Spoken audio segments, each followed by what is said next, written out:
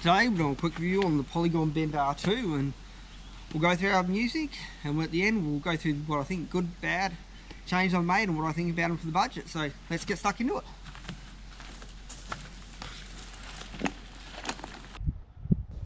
So far, with a few hundred Ks on, I've found to be a nice, comfortable road bike with averages 3 to 4 Ks an hour faster than my mountain bike. On flowing gravel, it is nice and smooth and comfortable with good ratios for both of those. It's not until you get into the mountain bike double track you start seeing the shortfalls of the brakes and gearing, but we'll get to that in the end. A quick run through of its specs. It's an alloy frame gravel bike with a carbon fork, 2x9 Shimano Sora drivetrain with Tektro mechanical disc brakes, as well as 650B wheels, and it rates up to a 48mm tyre on the 650B, but you can also go to 700C and run a 40mm tyre, but there are people around running slightly bigger on both of those sizes. To start off with, the frame ride's really comfortable, especially with the carbon fork. It's got all your mounts you'd expect to have. Even being a small frame, I've been able to fit 2 water bottles and the little frame bag in, which carries everything I need. It's a 750ml bottle and a 500ml bottle.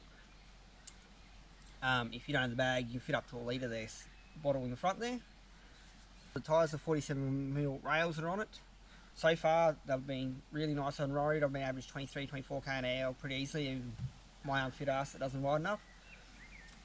Comfortable, plenty of grip on the loose stuff here in mountain bike trails, but they don't seem to be wearing overly fast, so that's even with a few hundred Ks on them, so that's a good start.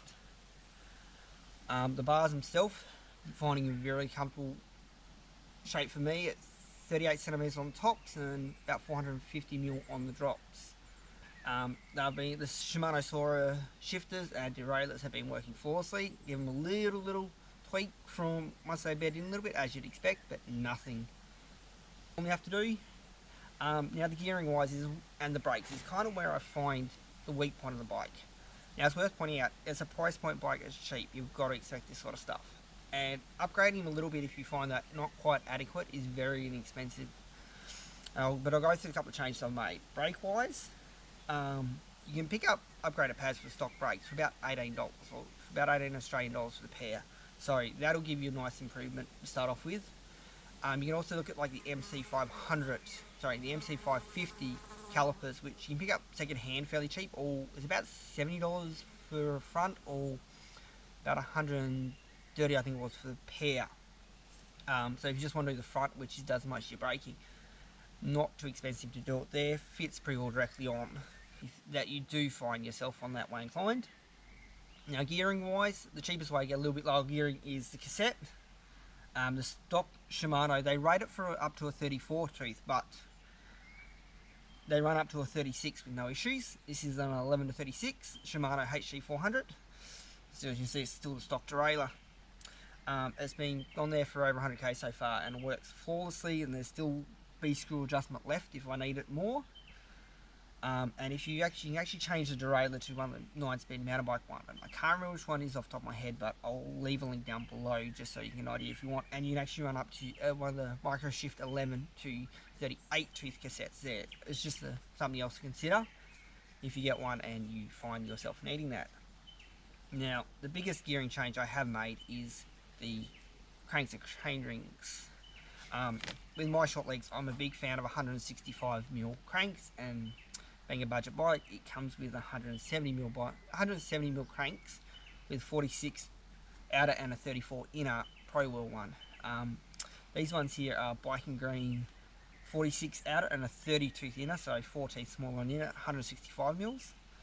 They're about $120 Australian, so nice, relatively cheap to replace. You can also get FSAs and stuff pretty cheap as well if you do find either crank length or the gearing needs a little bit of a change.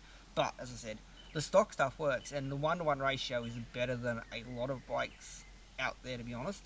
And where it is, for the price, I honestly don't think you can get a better bike bang for buck, unless you intend to change absolutely everything all at once as soon as you get it, at which point spending more might make sense. Now the only real drawback I'll call about this bike is the wheels aren't considered tubeless compatible,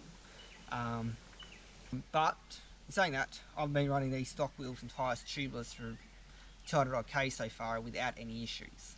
I just did the extra tape trick to take a bit of extra things up and a little bit extra sealant, and they've been working really well so far. I haven't had any punctures. The front's got every now and then loses a little bit of air, but I'm not too sure if I'm getting punctures in the sealant sealing or it's just a little leak they're not sealing. But honestly, it's less work than getting a pinch flat, so I can't be upset there. I think that pretty well covers everything I can think of right now. Basically, reiterate, honestly, I don't think for the price you can go wrong. You want to try out gravel riding or having a comfortable road bike, it does it perfectly stock. And if you find those few little shortcomings, it's not inexpensive, especially if you're a tinker and like to tinker away. Like, it's just something fun to do. But if there's anything else you want to know, just ask me down below and I'll get back to you as soon as I can. Thanks for watching, and I'll see you.